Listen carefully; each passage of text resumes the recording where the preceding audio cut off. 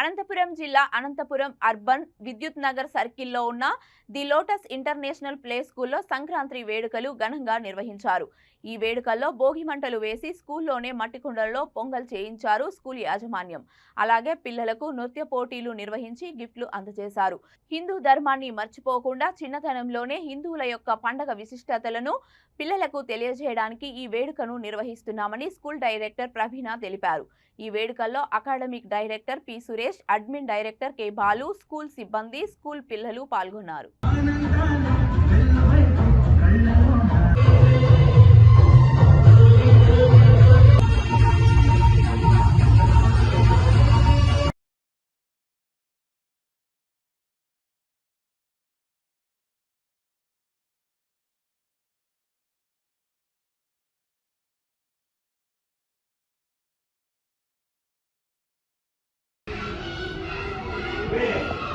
సంక్రాంతి పండుగ చేద్దామా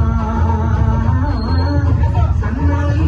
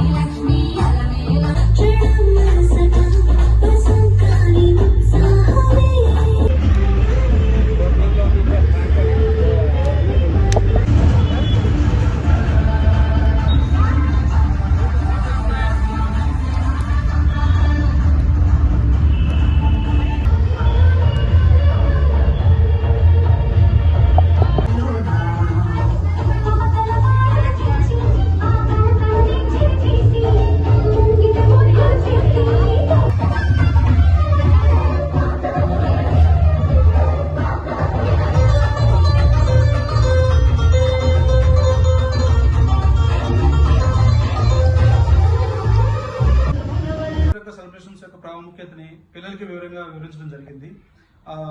ఇది ఎందుకు జరుపుకుంటాము, మనము ఎలా జరుపుకుంటాము, దీని యొక్క ప్రాముఖ్యత ఏంటి, మన సాంస్కృతిక సంబరాలు ఎలా ఉండాలి ఏంటి అనే దాని గురించి ఈరోజు మన విద్యుత్ నగర్ సర్కిల్లో ఉన్నటువంటి ద లోటస్ ఇంటర్నేషనల్ స్కూల్లో ముందస్తు సంక్రాంతి సంబరాలని ఘనంగా నిర్వహించడం జరిగింది. ఈ సంబరాలకి పిల్లలతో పాటు వారి యొక్క తల్లిదండ్రులు అందరూ పాల్గొని ఘనంగా నిర్వహించారు. My name is Pravina, the director of the Lotus International Schools. ఈ రోజున అనంతపురంలో విద్యుత్ నగర్లో ఉండే బ్రాంచ్ నందు లోటస్ బ్రాంచ్ నందు సంక్రాంతి సంబరాలను ఘనంగా నిర్వహించడం జరిగింది. ఇందులో భాగంగా Good morning to all. I am Suresh, academic director of the Lotus International Schools. So today we are celebrating this Sankranti festival in the Lotus campus.